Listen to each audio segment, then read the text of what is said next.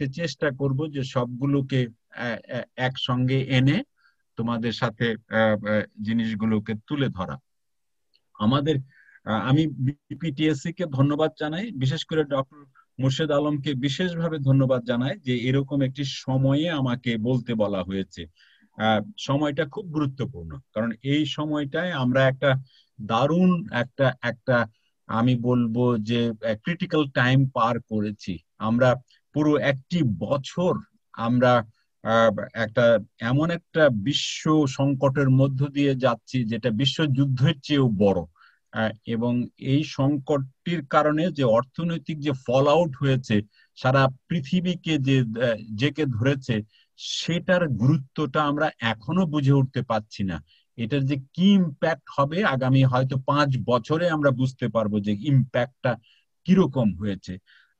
তবে আমাদের সৌভাগ্য, আমি বলবো যে Bangladesh is doing far better than many other countries, কারণ বাংলাদেশ কিছু আর্লি ইনভেস্টমেন্ট করেছিল। বাংলাদেশ মেড সাম আর্লি ইনভেস্টমেন্ট কোথায় করেছি আমরা? সে একেবারে 70 নির্বাচনের পর থেকে মুক্তিযুদ্ধ করে তারপরে যখন দেশ গঠন করলাম, দেশ গঠন করবার সময় আমাদের we were lucky to have a leader who could see far ahead, যার কারণে 72 সালের মতো একটা সময়ে 73 সালে একটি প্রথম পঞ্চবার্ষিকী পরিকল্পনা দিতে পেরেছিলেন, কারণ তিনি ফরওয়ার্ড লুকিং ছিলেন। তিনি বুঝতে পারতেন যে সংকট তো থাকবেই, সংকটের মধ্যেও আমাদের আগামী দিনের চিন্তা করতে হবে। সেই জন্য একটা স্ট্র্যাটেজি তিনি দিয়েছিলেন, এবং I thought that first 5 year plan was an excellent ডেভেলপমেন্টের জন্য একটা বড় একটা বেস তৈরি করে গেছে। সেই বেসটা আবার তৈরি হয়েছে তোমার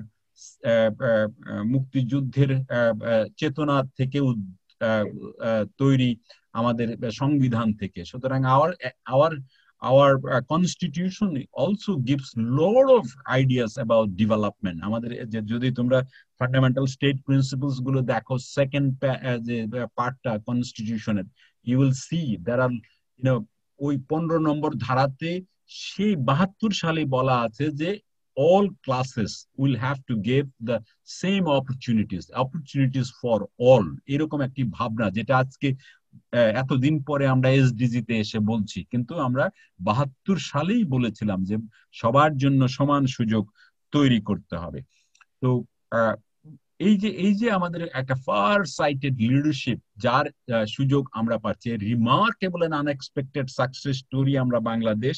এইসব কারণে লিডারশিপ ম্যাটার্স। লিডারশিপ হলো যিনি মানুষের মন বুঝতে পারেন এবং সেই লিডার ভবিষ্যতের কথা ভাবতে পারেন। এবং তোমরা সবাই জানো যে in the early 70s we really started from ashes. আমাদের কোনো গ্রোথ ছিল না 72 সালে, এবং ধীরে ধীরে আমরা আস্তে আস্তে নিজেদেরকে কনসলিডেট করেছি। সেই সময় প্রায় 80%-এরও বেশি মানুষ দরিদ্র ছিল। হাঙ্গার, ফ্যামিন এগুলো ফেস করে, এগুলো ডিফাই করে আমরা এগুচ্ছিলাম। এবং 75 সালে কিন্তু আমরা যথেষ্ট একটা ভালো অবস্থানে চলে গিয়েছিলাম, কিন্তু দুর্ভাগ্য আমাদের সেই লিডারশিপের সেই সুযোগ থেকে আমাদেরকে বঞ্চিত করা হয়েছিল।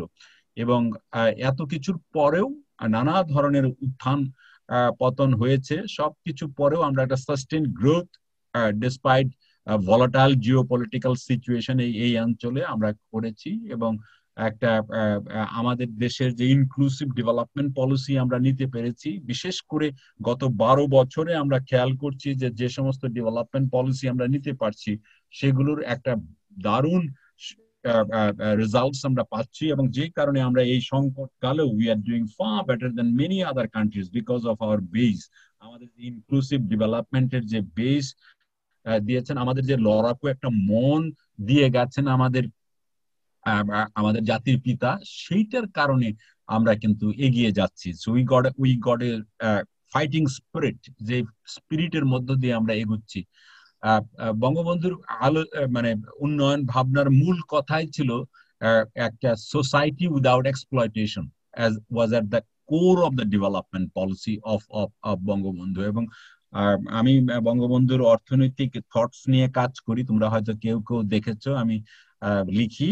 তো সেই জায়গাগুলোতে দেখছি, এবং তিনি সেই যেরকম 1972 সালের 10ই জানুয়ারি যখন ঢাকায় নেমেই রেসকোর্স ময়দানে বক্তৃতা করেছিলেন, সেদিনও তিনি এই কথাগুলো বলেছিলেন। এবং পরবর্তীকালেও তিনি গুছিয়ে এইভাবে বলেছিলেন, this independence will be meaningful to me only when the woes of the farmers, laborers and the deprived of Bangladesh end. এই যে তিনি আরো স্পষ্ট করে আরেক জায়গায় বলেছিলেন, 9ই মে বলেছিলেন 1972 সালে, যে আমার মানুষ যদি খেতে না পায়, আমার যদি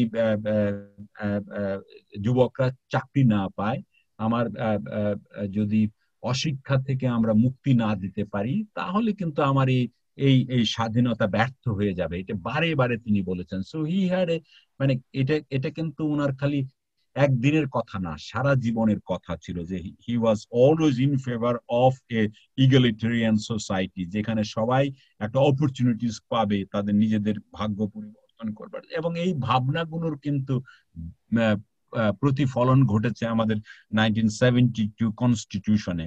যদিও কনস্টিটিউশনের নানা দিক আছে, আমি সব নিয়ে আলাপ করবো না, কিন্তু ডেভেলপমেন্টাল দিক নিয়ে একটু তোমাদেরকে ইঙ্গিত করবো। That was an excellent development document আমি মনে করি, সংবিধানের যে কনস্টিটিউশনটা। এবং সেখানে ন্যাশনালিজমের কথা বলা আছে। ন্যাশনালিজমে বলতে বোঝাচ্ছে কি, একটা আইডেন্টিটি, একটা self respect as a Bengali.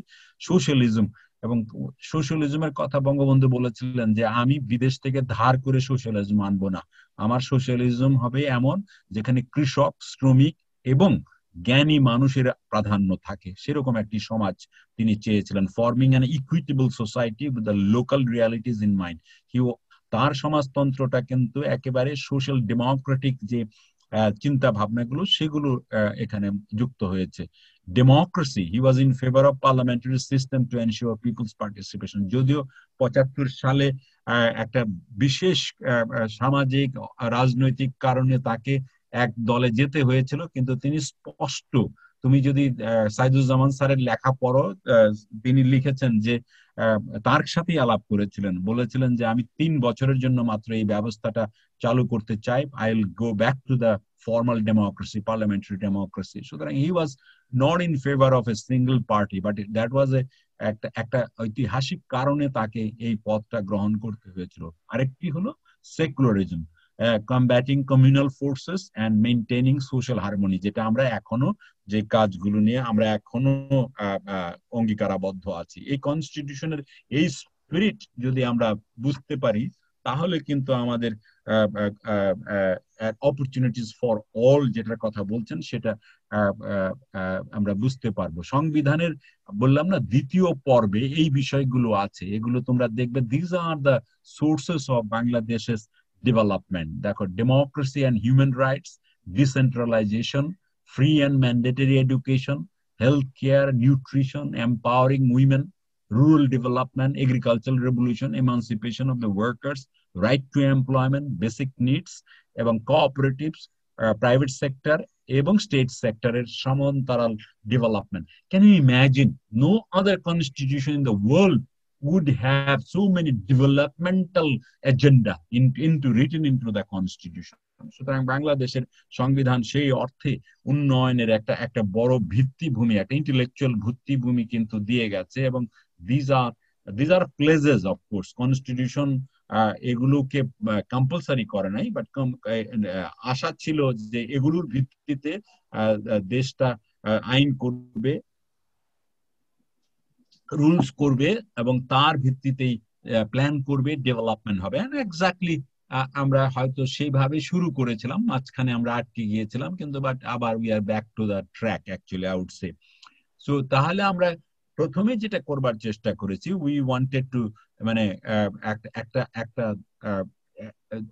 একটা আমরা যে ধ্বংসস্তূপ, এই যে তুমি দেখতে পাচ্ছ স্বাধীনতার সময় যে যুদ্ধের সময়, মুক্তিযুদ্ধের সময় যে ধ্বংসস্তূপ ছিল, সেই জায়গা থেকে বের হয়ে আসাটাই ছিল প্রধান কাজ।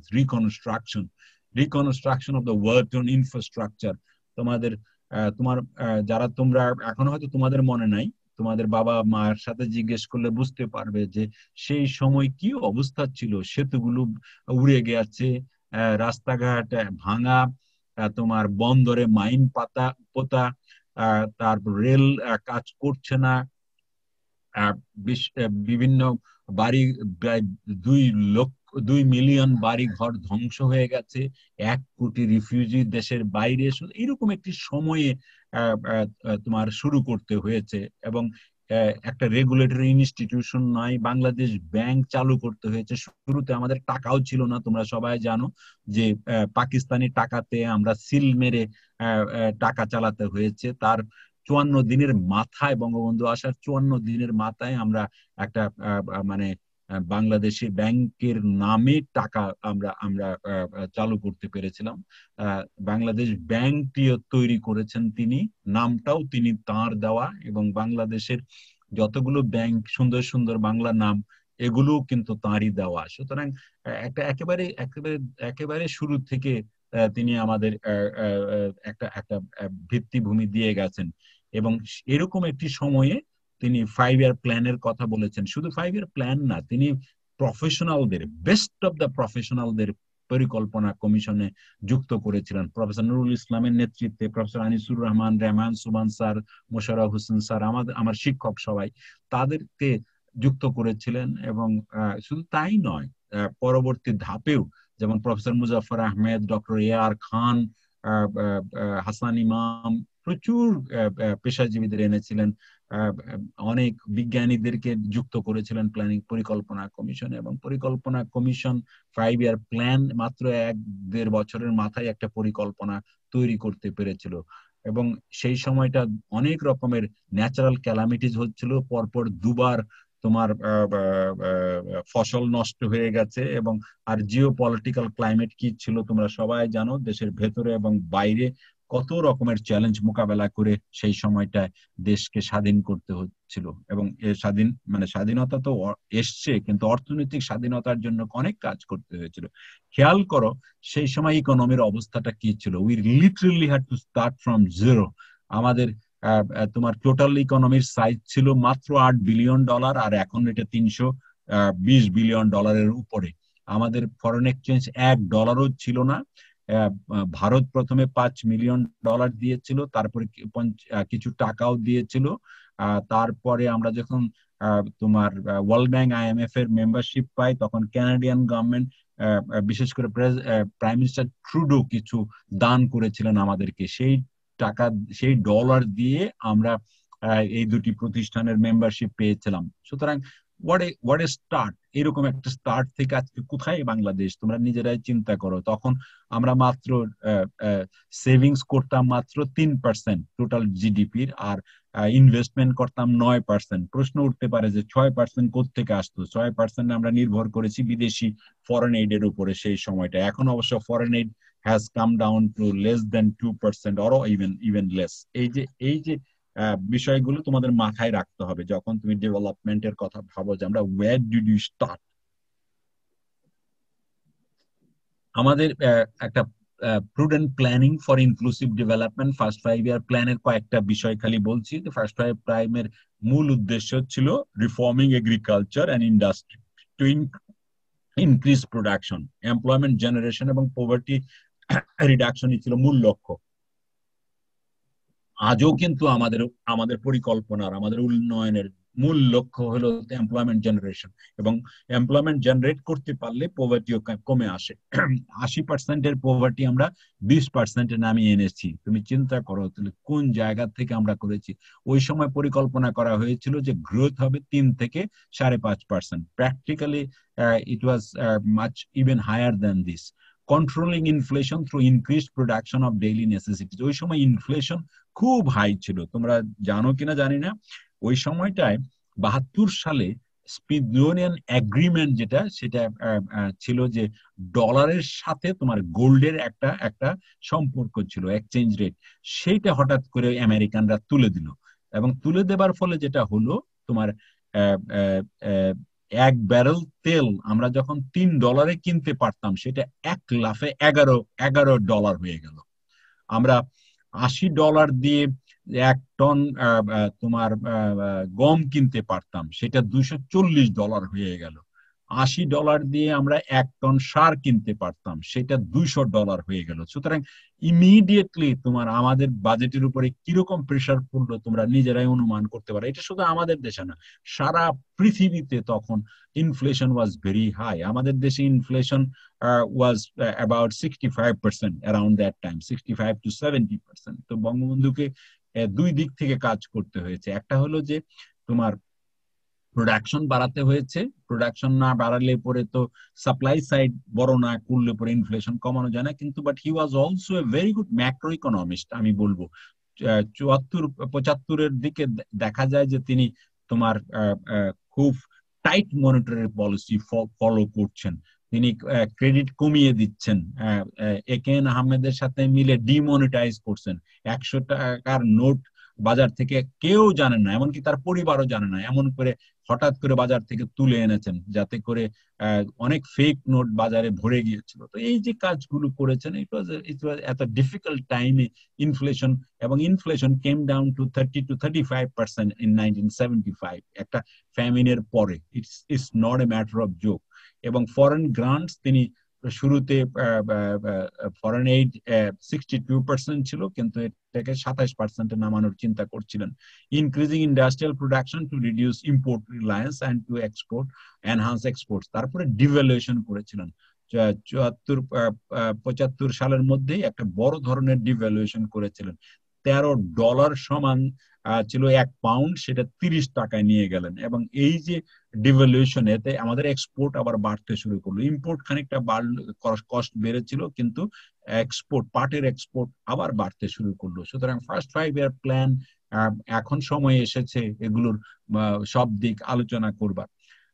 his initiatives were most suitable for the prevalent situation। ওই সময়টায় তিনি, আমি মনে করি যে যথার্থ উদ্যোগী তিনি নিয়েছিলেন। যেমন ধরো লোকাল এন্টারপ্রেনার ক্লাস আমাদের ছিল না। পাকিস্তানিরা যে সমস্ত শিল্প গঠন করেছিল বা তৈরি করেছিল, এগুলো ফেলে চলে গেছে, এবং ম্যানেজারিয়াল ক্যাডার নাই। সুতরাং বাধ্য হয়ে আমাদেরকে এটাকে রাষ্ট্রীয় খাতে নিতে হয়েছিল, এবং রাষ্ট্রীয় খাতে যে কাজ করছিল আমরা তাও দেখছিলাম। প্রথম বছর ইন্ডাস্ট্রিয়াল প্রোডাকশন কিন্তু বেড়েছিল। Recurring natural shocks hampered agricultural production. দুইবার আমাদের মেইন ফসল আমন নষ্ট হয়ে গিয়েছিল, বন্যা এসেছিল, এবং এরকম একটা দুর্ভিক্ষ পরিস্থিতির মধ্যে দিয়ে দেশ যাচ্ছিল। অয়েল প্রাইস ইনক্রিজ করেছে, এবং পলিটিক্স অফ এইড, এই যে এইড নিয়েও অনেক পলিটিক্স হয়েছে। আমেরিকানরা আমাদেরকে নানা ধরনের নাকানি চুবানি খেয়েছিল এইড পলিটিক্স এর মাধ্যমে।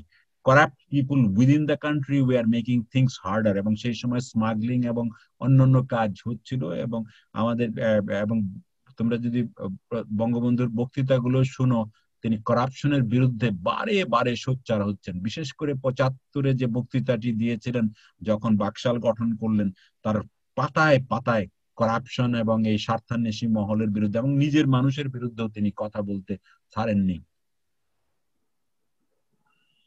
এগ্রিকালচার এন্ড ইন্ডাস্ট্রি, তিনি দুই পায়ে হাঁটতে পছন্দ করতেন। এগ্রিকালচারকে তিনি মনে করতেন যে agriculture will provide food for the huge population.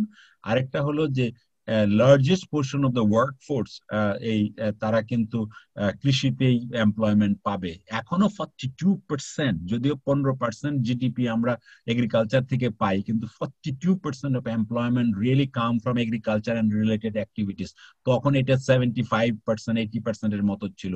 তো এগ্রিকালচার একই সঙ্গে র মেটেরিয়াল সাপ্লাই করতো। পাট যেটা, সেটা আমাদের বড় র মেটেরিয়াল আমাদের ইন্ডাস্ট্রির জন্য তখন ছিল, এবং আমাদের পণ্যের যে চাহিদা সেটা তোমার রুরাল ইকোনমি থেকে আসতো। No alternative to increase agriculture production in the context of politics of aid. এরকম একটা ভালনারেবল সিচুয়েশনে তিনি 1 ইঞ্চি জমিও যাতে পতিত না থাকে সেরকম একটি আহ্বান করেছিলেন।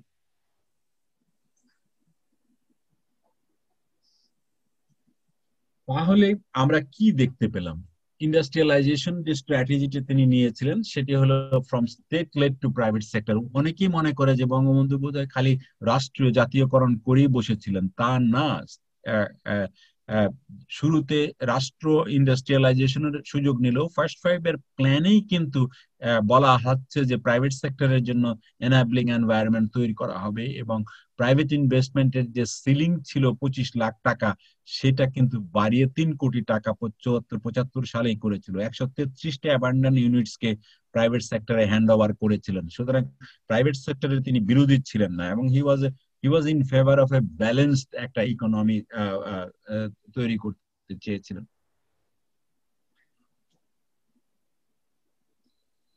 বাংলাদেশ একই সঙ্গে তিনি তোমাদের মনে আছে যে তিনি বলতেন যে সোনার বাংলা করতে হলে সোনার মানুষ চাই, এবং সেই জন্য তার সোশিও ইকোনমিক ট্রান্সফরমেশনের জন্য তিনি শিক্ষাকে খুব প্রায়োরিটাইজ দিয়েছিলেন, এবং তিনি স্কিল এবং ডেডিকেটেড ওয়ার্কফোর্স তৈরি করবার জন্য শিক্ষার উপরে খুব গুরুত্ব দিয়েছিলেন। So he prioritised human resource development.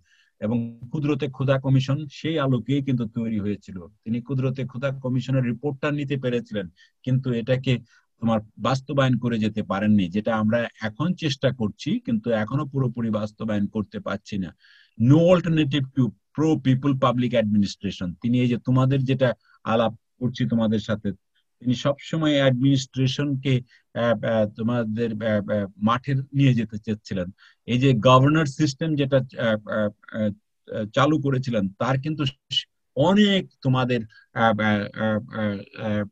জনপ্রশাসনের কর্মকর্তারা গভর্নর হয়েছিলেন। আমাদের doctor Mashiur Rahman was also a governor. আমাদের তোমার আরো অনেক সরকারি কর্মকর্তাকে গভর্নর করা হয়েছিল। So he prioritize development of skill field level administration, এটা একটা তৈরি করেছিলেন।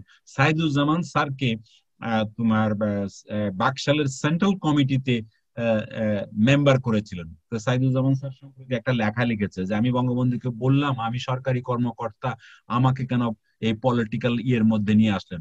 বলে যে এই জন্য নিয়ে এসছি যে আমার দলের অনেকেই জানে না যে কিভাবে তোমরা পরিকল্পনা করো, কিভাবে তোমরা বাজেট করো, কিভাবে রিসোর্স মোবিলাইজ করো দেশে এবং বিদেশে, এগুলো ওরা জানে না। সুতরাং তোমাকে নিয়ে আসলাম এই কারণে যে তুমি ওদেরকে বোঝাবে। এবং তাকে পুরো সেন্ট্রাল কমিটির সামনে সাইদুজ্জামান স্যারকে বক্তৃতা করতে হয়েছে এই ইকোনমি নিয়ে।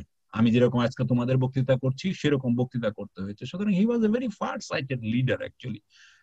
এই সময় তিনি অটোনমিতেও বিশ্বাস করতেন। ঢাকা ইউনিভার্সিটিকে 1973 অ্যাক্ট তিনি দিলেন, ইউজিসি তৈরি করলেন, এগ্রিকালচার গ্রাজুয়েটদেরকে ক্যাডেট সার্ভিসে যুক্ত করলেন। এগুলো সব তার dynamic education philosophy for inclusive development বোঝা যায় কিন্তু এই এডুকেশনকে তিনি। এবং তোমাদের মনে আছে 1970 সালে 28শে অক্টোবর তিনি যখন ইলেকশন স্পিচ দিচ্ছিলেন, জেনারেল ইলেকশন স্পিচ পাকিস্তান আমলে, বলেছিলেন যে এগ্রিকালচার ইন্ডাস্ট্রি শুড নাকি education should get at least 4% of the GDP as in the budget। তো এই যে জিনিসগুলো, এগুলো কিন্তু অনেক ফার রিচিং কনসিকুয়েন্স ছিল তার এই চিন্তা ভাবনা। আমরা আমরা খেয়াল করি যে এত কিছুর পরে এত এত এত চ্যালেঞ্জের মধ্যে দেশটা কিন্তু এগুচ্ছিল। তুমি দেখো 72 সালে আমাদের পার ক্যাপিটা ইনকাম ছিল মাত্র $93, তারপরে 73 সালে 117, 74 সালে 179 এবং 75 সালে 273। এটা এবং বঙ্গবন্ধু বিহীন বাংলাদেশে পরের বছরে এটা পড়ে গেল 138-এ, তারপরের বছর 128-এ। সুতরাং একটা পার capital in fact almost triple in 4 years, not a matter of joke. এবং এশিয়াল ফাইন্যান্সিয়াল ক্রাইসিসে আমরা দেখতে পেয়েছি যে এই যে স্মল সেক্টরের উপরে গুরুত্ব দেওয়া, এসএমইর উপরে গুরুত্ব দেওয়া, এগুলো কিন্তু অন্যান্য দেশও গুরুত্ব দিচ্ছে, যার কথা তিনি আমাদের বঙ্গবন্ধু তার প্রথম পঞ্চবার্ষিক পরিকল্পনায় সেই জোরগুলো দিয়ে গেছিলেন। তার মানে কি আমাদের এই যে সোনার বাংলার যে স্বপ্ন তিনি দেখতেন, যে জার্নিটা তৈরি শুরু করেছিলেন, সেটা হঠাৎ করে স্ন্যাচড হয়ে গেল, আমাদের কাছ থেকে নিয়ে গেল। এবং Bangabandhu was not there to see the outcome of the bumper crop production. তিনি যে উদ্যোগ নিয়েছিলেন 75 সালে, আমরা কিন্তু আমনে বাম্পার ফলন পেয়েছিলাম, যেটার ভিত্তি তৈরি করে দিয়ে গেছিলেন প্রধান আমাদের বঙ্গবন্ধু। এবং কান্ট্রি গট ড্রিল, আমরা ইনক্লুসিভ ডেভেলপমেন্ট থেকে সরে আসলাম। নিও লিবারাল, তোমরা বুঝতে পারো ইকোনমিক্সে যারা, নিও liberal philosophy, economic philosophy goat upper hand, এবং সেই সময়টায় সব প্রাইভেটে করবে, সরকারের তেমন কোনো দায়িত্ব নাই, এরকম একটা ভাবনা কিন্তু তখন গুরুত্ব দেওয়া হলো, এবং ইনইকুয়ালিটি তার জন্য বাড়তে থাকলো। এবং একই সঙ্গে এমপ্লয়মেন্টও কিন্তু ক্রিয়েট হচ্ছিল না। প্রাইভেট সেক্টরকে গুরুত্ব দেওয়া ভালো, কিন্তু সরকার কোনোই দায়িত্ব নেবে না, সেটা হয় না। আমরা আফটার লং টাইম আমরা কিন্তু সেই পথে ফিরেছি যে পাবলিক প্রাইভেট মিলেই কাজ করতে হবে। Social justice was absent, the poor and the marginal got আরো মার্জিনালাইজড, আরো সাফার করলো। এটা তার পরবর্তীকালেই আমরা দেখতে পেলাম। Fortunately we got back to the track, এবং new phase of pro people development journey শুরু হলো মাননীয় প্রধানমন্ত্রীর নেতৃত্বে। এবং 96-এই তিনি কিন্তু শুরু করলেন তার এই যাত্রা। এবং আমরা দেখতে পেলাম যে she brought back inclusive development. তোমাদের মনে আছে 96-এ এসেই তিনি বয়স্ক ভাতা, বিধবা ভাতা শুরু করলেন, যদিও মাত্র 100 টাকা দিতেন, কিন্তু তিনি বলতেন যে এই 100 টাকা যে মা সবসময় ছেলে মেয়েদের কাছে তাকিয়ে থাকে যে তারে পান খাওয়ার পয়সাটা দিবে, আমি নিজের কানে শুনেছি, তিনি বলতেন যে সেটা যে কত মায়েদের জন্য কত রকমের কষ্টকর, কিন্তু তার হাতে যদি 100 টাকা থাকে তাহলে কিন্তু তিনি তার নিজের খুশি মতো যাকে খুশি টাকা দিতে পারবেন, কিনতে পারবেন। সেই জন্য বয়স্ক ভাতা, বিধবা ভাতাটা শুরু করেছিলাম। এরকম অনেক কাজ, এগ্রিকালচারের শেয়ার ক্রপারকে টাকা দেওয়ার সময় ওই 98-এর বন্যার সময় তিনি শুরু করেছিলেন। এবং but again this journey was halted. 2001 সালে আবার চলে যায় অন্য খাতে, এবং আবার 2009-এ she came back. She has kept the country on track of an amazing journey of socio-economic transformation. এবং কি ধরনের ট্রান্সফরমেশন হচ্ছে, এই যে 2009 সালে যে দিন বদলের সনদ তৈরি হয়েছিল, তোমরা সবাই জানো, আমরা এর সাথে জড়িত ছিলাম। সেইখানে আমরা অঙ্গীকার করেছিলাম যে বাংলাদেশকে একটা ডিজিটাল বাংলাদেশ করব, এবং আজকাল ডিজিটাল বাংলাদেশ কিন্তু গঠন করা সম্ভব হয়েছে। এখন এই সময় economic success translated to social progress, কিভাবে এই ইকোনমিকে সোশ্যাল প্রোগ্রেসে নিয়ে আসা যায়।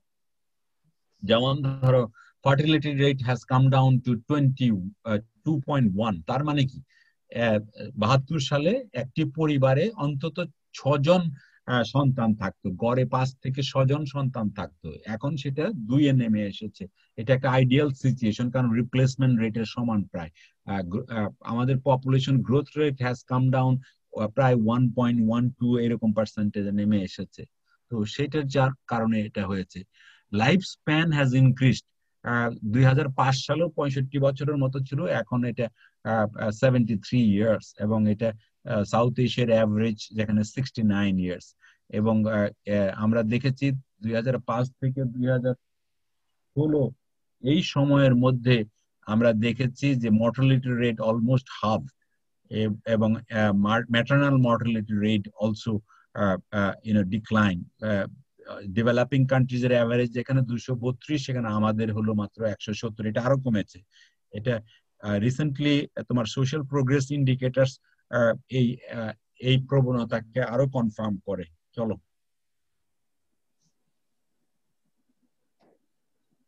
অ্যাকচুয়ালি এই যে পলিসিটা যে ইনক্লুসিভ, তার প্রমাণ হলো যে পভার্টি এবং এক্সট্রিম পভার্টি দুটোই কমেছে। কোভিড এর আগ পর্যন্ত আমরা দেখেছি যে এটা প্রায় 20% ছিল এক্সট্রিম পভার্টি, আর নর্মাল পভার্টি, এবং এক্সট্রিম পভার্টি 10%। যদিও গত 1 বছরে অনেকেই বলছেন যে এটা প্রায় আরো 10%-এর মতো যুক্ত হয়েছে, এখন প্রায় বোধহয় 29-30% হয়ে গেছে পভার্টি। তো সেই জন্য ফার্স্ট 5 ইয়ার প্ল্যান এটাকে কমিয়ে 13.6% করবে বলে বলতেছে 5 বছরে। এটা আরো কমিয়ে আনার কথা ছিল, কিন্তু কোভিড আমাদেরকে বিব্রতকর অবস্থায় ফেলেছে। ইনফ্লেশন আমরা এখনো কন্ট্রোলের মধ্যে রাখছি, 5 থেকে 6%, which is a very good thing.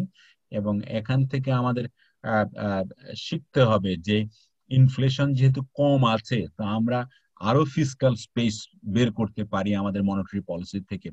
Food production has increased, আমাদের ফুড প্রোডাকশন ইন্ডেক্স যেটা আছে সেটা 145, যেটা is much better than China, India, Vietnam, এদের চেয়েও ভালো অবস্থানে আমাদের খাদ্য উৎপাদনে। আমরা ফাইন্যান্সিয়াল ইনক্লুশন করেছি ডিজিটাইজ করে, ই কমার্স, এফ কমার্স, এটা এফ কমার্স হবে, দুইটাই ই কমার্স হয়ে গেছে, একটা শেষেরটা এফ কমার্স। ওকে বাইজিৎ, খেয়াল করো। ঠিক আছে স্যার। হ্যাঁ, তারপরে আমাদের এডুকেশন এবং হেলথ কেয়ারে আমরা আর্লি ইনভেস্টমেন্ট করেছিলাম, শুধু সরকার না, সরকারের বাইরের প্রতিষ্ঠানগুলো হেলথ কেয়ারে বড় ভূমিকা রাখছে। এখনো আউট অফ এক্সপেন্ডিচার আমাদের পকেট থেকে বেশ হয়, কিন্তু সরকার তারপরেও বিশেষ করে কমিউনিটি হসপিটাল করবার পর আমাদের প্রাইমারি হেলথ কেয়ার মোটামুটি ভাবে শক্তিশালী অবস্থানে আছে। এবার আমরা যেটা কোভিড এর সময় দেখলাম যে আমাদের টার্সিয়ারি হেলথ সেক্টরে বরং আমাদের বিনিয়োগ আরো বেশি বাড়ানো উচিত বলে মনে হয়। বলো, তাহলে আমরা কি করছি? বঙ্গবন্ধুর সেই স্ট্র্যাটেজি থেকে আজকে যে কাজগুলো করছি, আমরা একটা continuation of A transformative development philosophy আমরা অংশগ্রহণ করছি। সেটা কিরকম? সেটা হলো একই সঙ্গে এটা হাই গ্রোথ হবে এবং ইনক্লুসিভ হবে, এরকম একটি পলিসি আমরা এখন গ্রহণ করছি। আমরা সেলফ রিলায়েন্ট হতে চাই, but at the same time এটা আমরা কোলাবোরেটিভ হতে চাই। আমরা ফরেন এইড বন্ধ করিনি, আমরা সবার সাথে মিলেই কাজ করতে চাই। আরেকটা হলো কি, আমাদের একটা নিজস্ব ভঙ্গি আছে, সেটা হলো respect for culture and openness to innovation. আমাদের দেশের মানুষ অনেক ইনোভেটিভ, বিশেষ করে আমাদের কৃষকরা বড় ধরনের ইনোভেশন দেখিয়েছে।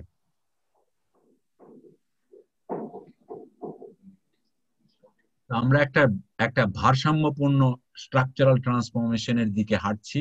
আমাদের আগে ইন্ডাস্ট্রির শেয়ার ছিল 21% জিডিপিতে, সেটা আমরা 90 সালে ছিল 21%, সেটা এখন আমরা 35%-এ চলে গেছি।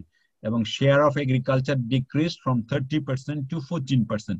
These are the normal trend of A transformative economy. আমাদের যারা এশিয়ান টাইগার, সেই টাইগাররাও কিন্তু ম্যানুফ্যাকচারিং এর দিকে, লো কস্ট ম্যানুফ্যাকচারিং এর দিকে জোর দিয়েছে এবং সেইভাবে এমপ্লয়মেন্টও করেছে, আবার এক্সপোর্টও বাড়িয়েছে। আমরা সেই পথে হাঁটছি। এবং আরেকটা জিনিস কিন্তু ঘটে এরকম ট্রান্সফরমেশনে, তোমরাও নিশ্চয়ই খেয়াল করো, যে এই ট্রান্সফরমেশনের সময় মেয়েরা এসে ফর্মাল ইকোনমিতে জয়েন করে। আমাদের about 35% of our women are now in the formal sector, particularly in the manufacturing sector. তো এগুলো একটা মানে নর্মাল ট্রেন্ড ফলো করছি আমরা। আমার মনে হচ্ছে যে এটা একটা ভালো জিনিস ঘটছে। কিন্তু আমাদের এই সময়টায় আমরা দেখতে পাচ্ছি যে আমাদের ফুড গ্রেন প্রোডাকশন ডাবল হয়ে গেছে, এবং এখন আমরা প্রায় 3,74,00,000 টন আমরা আমরা ফুড প্রোডাকশন করি। আমাদের রুরাল ওয়েজ, যেটা গ্রামের ওয়েজ, সেটাও বেড়েছে। এবং নন ফার্ম সেক্টর প্রায়, আগের স্লাইডে যাও তো, আমাদের নন ফার্ম সেক্টর যেটাকে বলে, আমাদের গ্রামে কিন্তু কৃষির একটা বড় ধরনের পরিবর্তন হয়েছে। তোমরা যারা গ্রামে ইউএনএ বা কাজ করেছো, তোমরা দেখেছো এখন গ্রামের ইকোনমিও খুব ডাইভার্সিফাইড। ফসল এবং অন্যান্য সেক্টরের পাশাপাশি নন এগ্রিকালচার অনেক কাজ হচ্ছে। গ্রামের মধ্যে তুমি কফি শপ দেখতে পাবা, বিউটি পার্লার দেখতে পারবে, এবং তোমার পরিবহন তো বড় ধরনের কাজ করছে। তারপর দোকান পাট, নানা ধরনের ছোট এসএমই, এগুলো কাজ করছে। আবার 60% of the rural economy comes from non farm sector. এতে করে কি হয়েছে, তোমার এগ্রিকালচার ওয়েজটা বেড়ে যাচ্ছে, এবং এখন 500 টাকার নিচে কোনো এগ্রিকালচার লেবারার তুমি গ্রামে পাবে না, যা দিয়ে প্রায় 13 কেজি চাল কিনতে পারে। আগে কিন্তু 1-2 কেজির বেশি কেনা যেত না। সুতরাং এইভাবে দেশের উন্নতিটা তোমরা দেখতে পাও যদি গ্রামে কি পরিবর্তন হয়েছে। আমাদের এই ইন্সপিরেশনাল গ্রোথ যেটা আমরা দেখতে পাচ্ছি, 7%-এর উপরে যে গ্রোথটা রক্ষা করতে পেরেছিলাম, এই বছর পারলাম না। গত বছর আমরা অর্থ বছরে 5.24 মাত্র করেছিলাম। এই বছর আমরা আশা করছি 7-এর উপরে আবার নিয়ে যেতে পারবো। তো আমাদের এই যে সোর্সেসটা কি, ইন্সপিরেশনাল গ্রোথের সোর্স, নেক্সট প্রথম কথা হলো ম্যানুফ্যাকচারিং। আমরা ম্যানুফ্যাকচারিং সেক্টরে আমরা দেখতে পাচ্ছি যে 35% অফ দ্য জিডিপি শুধু করছে না, 90% of the export comes from একটা সেক্টর, আরএমজি সেক্টর থেকে। This is higher than India এবং and even Vietnam. We are only next to China. এইটা একটা আমাদের জন্য ডেভেলপমেন্টাল বুস্ট দিয়েছে আমাদের ইকোনমিতে, এবং এর জন্য সরকার নানা ধরনের প্রণোদনা প্যাকেজ করেছে। সুতরাং আই ওয়াজ নট সারপ্রাইজড যে কোভিড এর সময় এদের জন্য বড় ধরনের সার্ট দিয়েছে, এরা এমপ্লয়মেন্ট দেয়। Remittance has almost doubled within a decade from 11 billion in 2010. এইখানে ঠিক আছে, বুঝলা বাইজিদ? এই অঙ্কটা এখানে ঠিক আছে। হ্যাঁ, আগেরটাতে একটু ঠিক করে নিও। হ্যাঁ, তো আর ডিজিটালাইজেশন এবং ফিসকাল ইনসেন্টিভের কারণে এটা হচ্ছে। আমরা এখন 2% ইনসেন্টিভ দেই তোমার রেমিটেন্সের জন্য, আর ডিজিটাল করেছি। এই আগে কিন্তু বিদেশ থেকে কেউ টাকা পাঠালে সেই টাকা পৌঁছতে পৌঁছতে কয়েক সপ্তাহ লেগে যেত, তো এখন নিমিষেই চলে যাচ্ছে, যার কারণে এখন হুন্ডি কমে গেছে এবং টাকাগুলো তাড়াতাড়ি মানুষের হাতে পৌঁছে। ব্যাংক এবং মোবাইল ব্যাংক, এজেন্ট ব্যাংক এরা রেমিটেন্স আনার জন্য বড় ধরনের কাজ করছে। বাংলাদেশ ব্যাংক তোমার অনেকগুলো এক্সচেঞ্জ হাউস করতে দিয়েছে বিদেশে, এবং এই অনেক ইজি করেছে এখন টাকা আনা, অনেক বন্ড ছেড়েছে। সুতরাং নানা ধরনের কাজ করছে বাংলাদেশ ব্যাংক এই টাকাগুলো আনার জন্য। 1/5 অফ দ্য পপুলেশন এখনো ইয়াং, 15 থেকে 24 বছরের, এবং এতে আমাদের ভ্যালু এডিশন এবং লো কমপ্লেক্স প্রোডাকশন বা স্কিল নন স্কিল প্রোডাকশনে আমাদের কিন্তু একটা বড় সুযোগ এসেছে।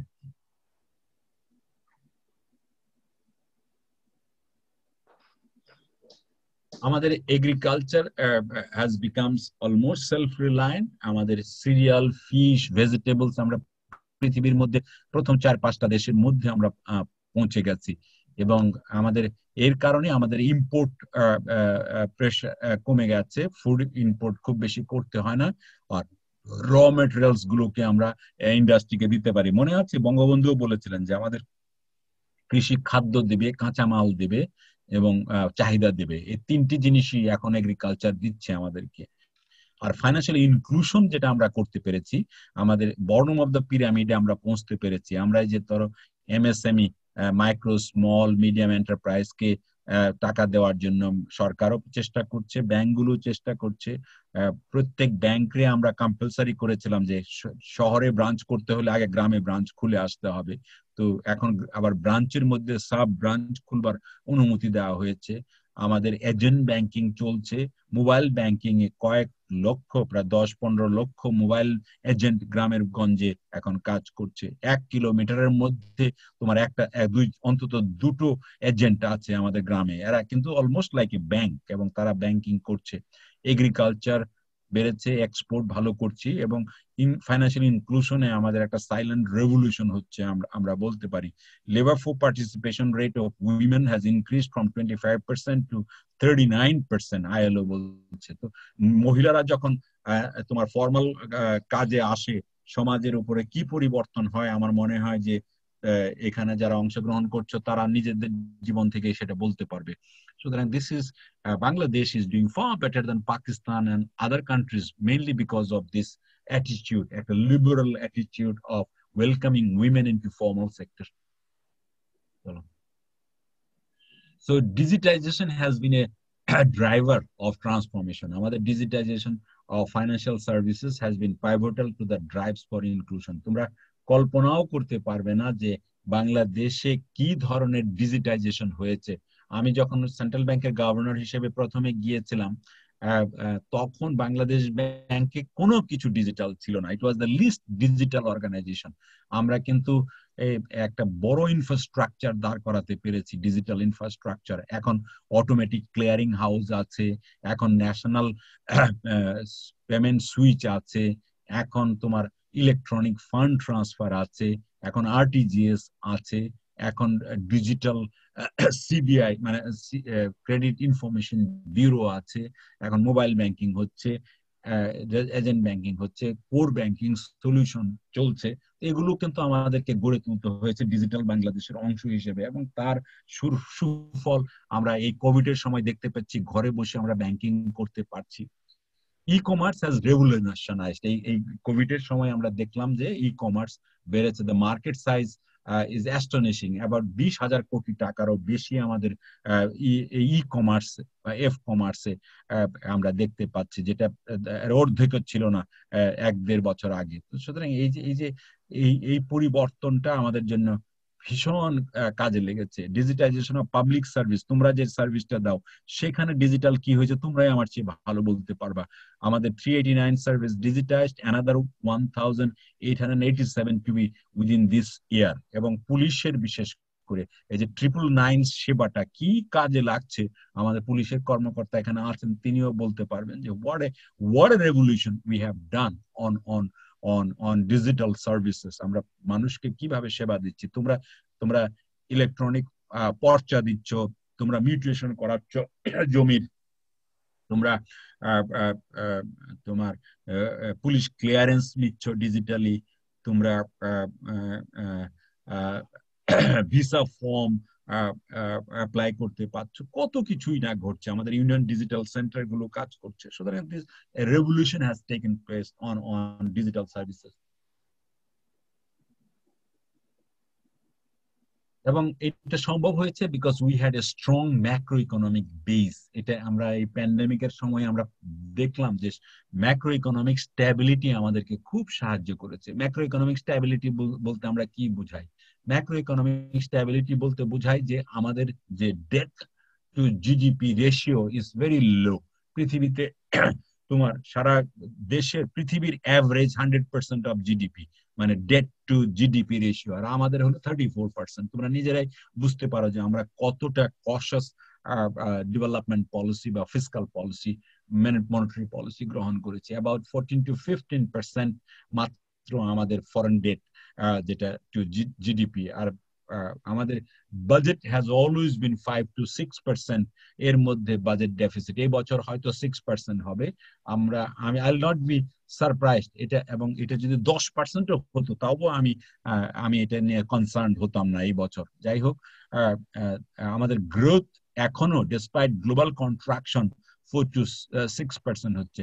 সারা পৃথিবীর অ্যাভারেজ গ্রোথ উইল বি -5%, আর আমাদের তো 4 to 5%। আমরা গত ফিসকাল ইয়ারে আমরা 5.4% পেয়েছি, 5.2% পেয়েছি। এই বছর আমরা 7.7% করতে চাচ্ছি। বাট 7 যদি নাও হয়, 6-এর উপরেও যদি হয়, দ্যাট উইল বি ফ্যান্টাস্টিক আমি বলবো। আমরা বাংলাদেশের প্রথম 10টি দেশের মতো আছি যারা মানে কোভিড রেজিলিয়েন্স ইন্ডেক্সের বিচারে, ব্লুমবার্গ কোভিড বিচারে আমরা সারা পৃথিবীর মধ্যে third best in a dynamic country in terms of growth, আর দক্ষিণ এশিয়ায় তো আমরা প্রথমই, এশিয়াতে বোধহয় সেকেন্ড। সুতরাং স্টিমুলাস আমরা 4.4%, সর্বশেষ যে দুটো স্টিমুলাস দিল 2700 কোটি টাকা, সেগুলো যদি যোগ করো তাহলে 4.4% অফ দ্য জিডিপি হবে। এবং export and reserve position increased, আমরা দেখতে পাচ্ছি এক্সপোর্ট 1%, কিন্তু রিজার্ভ 31% আমাদের বেড়েছে এই গত বছরে। Domestic credit has increase two 11%, এটা 14% আমাদের টার্গেট। আমার ধারণা যে আগামী 6 মাস পরেই এটা আরো বাড়বে। আমাদের এখন we have lot of liquidity in the market, এবং excess liquidity আছে। এই জন্য অনেকেই মনে করে যে এখনই বোধহয় টান দেওয়া উচিত, টাকা বোধহয় মোবিলাইজ করে নিয়ে আসা উচিত। I am not in favour of it. আগামী 6 মাস যেভাবে লিকুইড পজিশন আছে ইকোনমিতে, আমার মনে হয় থাকুক। রেট অফ ইন্টারেস্ট কম থাকবে, থাকুক। যখন ইকোনমি আবার সত্যি যখন টার্ন অ্যারাউন্ড করবে, তখন আমাদের টাকার দরকার হবে। সুতরাং I am not in favour of taking out money from the bank at this moment. বড় প্রোডাকশন আমাদের বাড়াতে হবে, এবং সেখানে সরকার নিশ্চয়ই নজর দিচ্ছে। আমাদের আমন খানিকটা বন্যায় ক্ষতিগ্রস্ত হয়েছে, সেটা আমরা মেক আপ করে ফেলবো। কিন্তু আমরা কিন্তু ইতিমধ্যেই রবি ফসলে খুব ভালো করেছি, যেখানে তোমরা দেখতেই পাচ্ছ, সবজির দাম দেখলেই বুঝতে পারছো। সুতরাং এরকম একটি সময়ে 8-5 ইয়ার প্ল্যান এসেছে, এবং 8-5 year plan is essentially will guide the economic recovery. 65 trillion টাকার, অর্থাৎ 65 লাখ কোটি টাকার একটা একটা নিজেদের 80 মানে বেশিরভাগ টাকা নিজেরাই আমরা মোবিলাইজ করব, এরকম একটি পরিকল্পনা 5 বছরে দিতে চাচ্ছি। আমাদের এই পরিকল্পনার উদ্দেশ্য হলো 1,13,00,000 চাকরি আমরা তৈরি করব এবং ডোমেস্টিক ডিমান্ড তাতে তৈরি হবে। 30,000 মেগাওয়াট ইলেকট্রিসিটি উইল ইমপ্রুভ। আমাদের এই সময়টায় আমরা একটা আমাদের লিভিং কন্ডিশন ইমপ্রুভ করবে।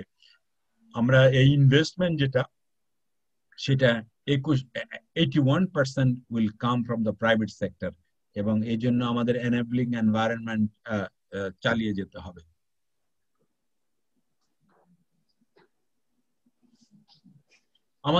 আমরা কিন্তু ইনভেস্টমেন্টের একটা পজিটিভ পরিবেশ বেশ খানিকটা তৈরি করতে পেরেছি। তার একটা প্রমাণ তোমরা দেখতে পাচ্ছ যে Padma bridge, Bangabandhu industrial park যেটা মিরসরাই, 2,500 মেট্রো রেল, রূপপুর, মাতারপাড়া, পায়রা, এগুলো নতুন নতুন জায়গা, এগুলো দৃশ্যমান হয়ে পড়েছে। আর আমাদের তো মেট্রো রেল এবং পদ্মা ব্রিজ আগামী বছর আমরা চালুই করে ফেলবো। এতে যে আমাদের 1-1.5%-এরও বেশি, প্রায় 2% আমাদের জিডিপিতে যুক্ত হবে। সুতরাং দিস ইজ গুড। এবং মেগা ইনফ্রাস্ট্রাকচার গুলো যত তৈরি হবে তত এমপ্লয়মেন্ট সুযোগ বাড়বে, এবং আমাদের এই কারণে আরো আরো এগিয়ে ফরেন ডাইরেক্ট ইনভেস্টমেন্ট আনতে হলে পরে আমাদের ডুইং বিজনেস আরো আরো সহজ করতে হবে এবং একটা enabling environment for private sector করতে হবে। এখন এটা কিভাবে করা যায় তোমরা নিশ্চয়ই জানো, যে যেমন ধরো একজন ফরেন ডাইরেক্ট ইনভেস্টর, সে যদি তোমার ধরো বিডাতে তার সমস্ত কাগজপত্র জমা দিয়েছে, তো সেই কাগজপত্রগুলো আবার যদি এনবিআর চায়, আবার যদি বাংলাদেশ ব্যাংক চায়, তাহলে কিন্তু foreign direct investment will be affected. তো সেই কারণে আমার মনে হয় যে আমরা ডিজিটাল করব, এমন ভাবে করব যে একটা জায়গাতে যখন তথ্য জমা পড়বে, দ্যাট উইল বি ইন্টারঅপারেবল। এই তথ্যই আমরা অন্যদেরকে, উনি খালি বলবেন যে আমি এই তথ্য বিডাকে দিয়েছি, বেজাকে দিয়েছি, বাকিটা অন্যান্য সংগঠন ডিজিটালি ওয়ান স্টপ সার্ভিস থেকে নিয়ে নিবে। এইটি হওয়া উচিত আমাদের মানে ফরেন ডাইরেক্ট ইনভেস্টমেন্ট আকর্ষণের জন্য সবচেয়ে বড় কথা। আর একটা ফরেন ডাইরেক্ট ইনভেস্টমেন্টের আরেকটা বড় বিষয় আছে, সেটা হলো এয়ারপোর্ট।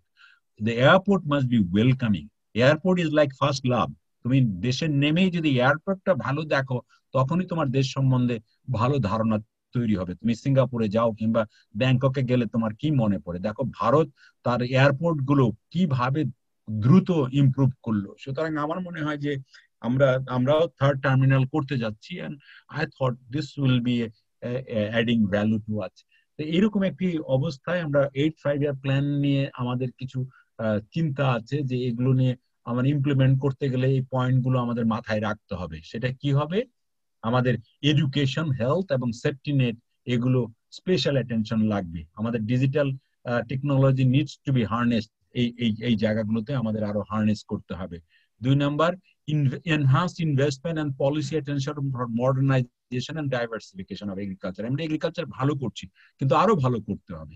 আমরা যেমন হারভেস্টের সময় মেশিন আরো বেশি লাগাতে চাই, আমরা এগ্রিকালচার প্রসেসিং এ আরো বেশি মেশিন লাগাতে চাই, কারণ এগ্রিকালচার ওয়েজ লেবার অনেক বেশি কস্টলি হয়ে যাচ্ছে। তো সেই জায়গাগুলোতে নজর দিতে হবে। আমরা আরএমজি কে নিঃসন্দেহে সাপোর্ট দিব, কিন্তু ICT sector should be our second RMG এবং will become the engine of growth. এই দিকে আমাদের মাথায় রাখতে হবে। আমরা এখন $1 বিলিয়ন মতো আইসিটি সার্ভিস এক্সপোর্ট করছি, আমরা 5 বছরে এটা $5 বিলিয়ন নিয়ে যাবো, এরকম পরিকল্পনা করছি। Developing and integrating the economy further into the local, regional and global supply chains. আমরা দেখো এগ্রিকালচারাল অনেক প্রোডাক্ট, যেমন প্রাণ, আমাদের দেশেও যেমন বিক্রি করছে, আবার ভারতে বিক্রি করছে, এবং প্রায় 132টা দেশে তারা এক্সপোর্ট করছে। এই ধরনের আরো বেশি আমরা সাপ্লাই চেইনে যুক্ত হতে চাই। আমাদের আশেপাশের দেশের সাথে কানেক্টিভিটি বাড়াতে চাই, এবং আমরা অলরেডি সাব রিজনাল কানেক্টিভিটি অনেকটা বাড়িয়েছি, কিন্তু আরো আমরা সাউথ ইস্ট এশিয়ার সাথে যুক্ত হতে চাই। Policy priority of infrastructure development must be continued and enhanced if possible. আমাদের in fact all infrastructures are growth multipliers. সুতরাং ইনফ্রাস্ট্রাকচার বেশি করে আরো বাড়াতে হয়, প্রত্যেকটা জায়গাতে আমাদের ইনফ্রাস্ট্রাকচারের উপর জোর দিতে। Above all, continuation of the socio-political stability cannot be overemphasized. আমরা এই যে এতটা ভালো করতে পারছি কারণ খানিকটা সামাজিক শান্তি বিরাজ করছে, পলিসি রাজনৈতিকভাবে হরতাল হচ্ছে না। তো সুতরাং এই জায়গাগুলোতে আমাদের নজর রাখতে হবে, একটা স্ট্যাবিলিটি রাখতে হবে। এরকম একটি সময়ে আমরা আরো যদি ভালো করতে চাই, we need to seize the opportunities. কি opportunities seize করতে হবে? Invest in people. Protecting and improving gains in the education, health and social protection will prevent sharp rise in inequalities. আমরা কিন্তু ন্যাশনাল একটা সোশ্যাল সিকিউরিটি স্ট্র্যাটেজি গ্রহণ করেছি এবং এই বাজেটে, এই বছরের বাজেটে 1 লক্ষ কোটি টাকারও বেশি সোশ্যাল সিকিউরিটি আসবে। এখন প্রায় 125টা সোশ্যাল সিকিউরিটি প্রোগ্রাম আছে সরকারের, এগুলোকে কি করে স্ট্রিমলাইন করে একটা ন্যাশনাল ডেটাবেস করে এটাকে আরো সুন্দরভাবে নিয়ে যাওয়া যায়, এই কাজগুলো আমাদের করতে হবে। আমাদের কিন্তু ultimately will have to go for green growth, low carbon এবং ক্লাইমেট রেজিলিয়েন্ট গ্রোথ, আমাদের smart allocation of public resources, আমাদের এই তোমার ফসিল ফুয়েল বেসড যে বিদ্যুৎ, এটা থেকে আমাদের সরে আসতে হবে। কালকে বাইডেন কি বলেছে দেখেছো? বাইডেন বলেছে যে 35 সালের মধ্যে তিনি 100% রিনিউয়েবল বিদ্যুতে চলে যাবেন। সুতরাং আমাদেরও সেই পথে হাঁটতে হবে। Digitisation, greater use of E governance, যেটা তোমরা শুরু করেছো, টু এনশিওর এফিসিয়েন্সি, ট্রান্সপারেন্সি এবং e learning for efficient development of human resources. এই দিকে আমাদের এই 3টা বিষয়ের উপরে আমি নজর রাখতে বলবো তোমাদের। আমাদের কিন্তু আগেই বললাম যে গ্রিন গ্রোথের কোনো বিকল্প নেই। Fortunately hour prime minister is committed to this. তিনি এখন ক্লাইমেট ভালনারেবল ফোরামের প্রেসিডেন্ট এবং তিনি বলেন, কদিন আগে তিনি ফাইন্যান্সিয়াল টাইমসে, লন্ডনের ফাইন্যান্সিয়াল টাইমস একটা লেখা লিখেছিলেন, সেই লেখা এই লাইনটা আমি তোমাদের কোট করছি: climate change, pandemics and the destruction of nature are common threats. They should unite us in working towards a common solution, a cleaner, greener and safer world. I hope she also works with the British Prime Minister for COP26, যেটা স্কটল্যান্ডে নভেম্বরে হবে। সেখানে এই বিষয়গুলোকে তিনি তুলবেন এবং Bangladesh can really become a leader in terms of climate resilient development. আমরা যে ক্লাইমেট ফ্রন্টিয়ার একটা কান্ট্রি, এবং এই জায়গাটাতে আমরা কিন্তু অ্যাডাপ্টেশনে এমন সব কাজ করেছি যেগুলো যদি আমাদের গল্পটা আমাদের ইন্টারন্যাশনালে যদি ঠিক মতো বলতে পারি, we will be the leader in this climate resilient growth. তার মানে আমাদের একা অবশ্য কাজ করা যাবে না, আমরা পৃথিবীর সাথে মিলেই আমাদের কাজ করতে হবে।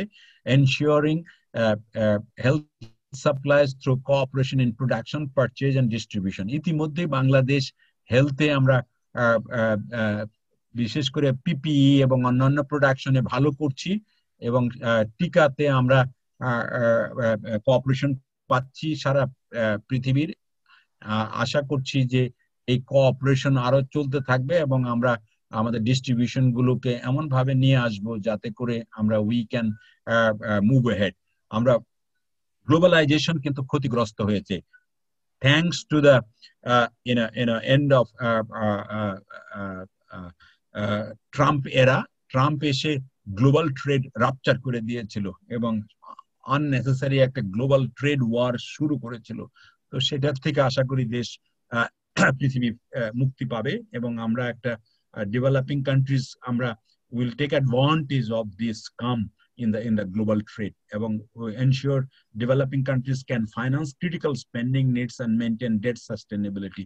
Global financial safety net এ আমরা যুক্ত হয়েছি, IMF, World Bank, ADB সবার সাথে আমরা কাজ করছি। We need smart economic diplomacy যাতে করে আমরা আরো এই সব জায়গা থেকে অর্থ নিয়ে আসতে পারি, কারণ আমরা নিজেদের অর্থ তো তুলতে পারছি না সেরকম, আমাদের অতটা we need a lot of things to improve there, but কিন্তু ইন্টারন্যাশনাল ফান্ডিং সাপোর্ট আমাদের দরকার। তাহলে এই যে পটেনশিয়ালের কথা বললাম, we need to be bold and prudent এবং এই ট্রান্সফরমেশন করতে হবে। আমরা ওভার দ্য লাস্ট ডিকেড যে সমস্ত ইকোনমিতে যে সমস্ত পরিবর্তন করেছি সেগুলোকে আরো ডাইনামিক, আরো ইনক্লুসিভ করব এবং আমরা পারবো। possibility is very high due to liberal and prudent policies. Now there is a real possibility of building golden Bengal. আসলে সোনার বাংলা করবার একটা দারুণ সম্ভাবনা দেখা দিয়েছে। এই জন্য আমাদের নতুন পলিসি ডিরেকশন হবে। Setting the right macro economic priorities is now the call of the hour. এই সময় আমাদের এই যে আগে যে তিনটা জিনিসের কথা বললাম না, ইনভেস্ট ইন পিপল, তোমার লো কার্বন গ্রোথ and digitization, এই জায়গাগুলোর উপরে জোর দাও, এবং we will be really moving into that direction.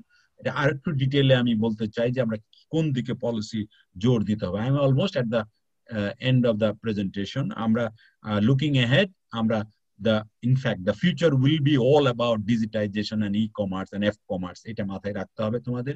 SMEs and related innovations will be key to macroeconomic success. আমাদের এই যে নিচের স্মল এন্টারপ্রেনার্সরা এখনো 75% এমপ্লয়মেন্ট দেয়, সুতরাং তাদের দিকে নজর রাখতে হবে। আমরা কিন্তু কোভিড এর সময় অনেক চেষ্টা করছি, কিন্তু ইমপ্লিমেন্টেশনে আমরা অত ভালো করতে পারছি না এখনো। We have to work on that. Role of the private sector will be pivotal এবং ইনক্লুসিভ গ্রোথে, এবং higher education with the ministry, এটা এডুকেশন, এই যে আমাদের ইউনিভার্সিটি গুলো, আমাদের টেকনিক্যাল ইনস্টিটিউশন গুলো will have to the midwives between the industry and our young population. এই কাজগুলো আমাদের করতে হবে এবং সেইভাবে ট্রেন আপ করতে হবে। আমাদের modernization and mechanization of agriculture should continue. Smart urbanization, এটা একটা ইস্যু আমি আলাপ করিনি। এটা আমাদের urbanization is very ugly. আমরা ঢাকাকে ঠিক মতো ডেভেলপ করতে পারিনি সাস্টেনেবল প্রোগ্রেসের জন্য। আমার মনে হয় যে এই জায়গাটাতে নজর দিতে হবে, এবং ঢাকার যে ভুলগুলো আমরা করেছি আরবানাইজেশন, এগুলো যেন আমরা মফস্বল টাউন গুলোকে, বিশেষ করে ডিভিশনাল টাউন এবং ডিস্ট্রিক্ট টাউনে যেন এগুলো আমরা মানে আবার রেপ্লিকেট না করে এটা খেয়াল করতে হবে। আমাদের রিজনাল ট্রেডও বাড়াতে হবে, মাস্ট বি ইউটিলাইজড। আমাদের further integration into local, regional এবং গ্লোবাল। আমরা যদি তোমার ইন্ডিয়াতে আমাদের ইম্পোর্টের 1% ধরতে পারি, তাহলে আমাদের এক্সপোর্ট বাড়বে $4 বিলিয়ন। সুতরাং we should really try this, and this is possible within, কারণ ভারতকে তো কিনতে হয় এবং আমাদের কাছ থেকে সস্তায় কিনতে পারবে। সুতরাং এই জায়গাগুলো নিয়ে আমাদের কাজ করতে হবে, ফিসকাল রিফর্মস করতে হবে, fiscal stability is a must, এবং আমাদের তোমার ট্যাক্স জিডিপি রেশিও বাড়াতে হবে। এখন মাত্র 10%, এটাকে ডাবল করতে হবে, একটা সময় আসবে। এবং আমাদের 5-year প্ল্যান বলছে 13.6% করবে। আমি মনে করি যে দ্যাটস নট গুড এনাফ। 12.6, আমাদের এই 5-year প্ল্যানের মধ্যে 15% পার হয়ে যেতে হবে, এবং এক সময় আমরা 20%-এ যাব, এবং দিস ইজ পসিবল। আমরা যদি ফার্দার মডার্নাইজেশন করতে পারি আমাদের ট্যাক্স গুলো, তাহলে আমরা পারবো। আমি একদম I'm finishing with a quote from, again, Bangabandhu. What do I want? I want the people of Bengal be adequately fed. What do I want? I want that Bengal's youth get employed. What do I want? I want the people of Bengal be happy. What do I want? I want these people laugh and move freely. That was the dream of Sonar Bangla, of Bangabandhu. And we need to commit ourselves for that kind of development. I think I'll stop here. Thank you so much.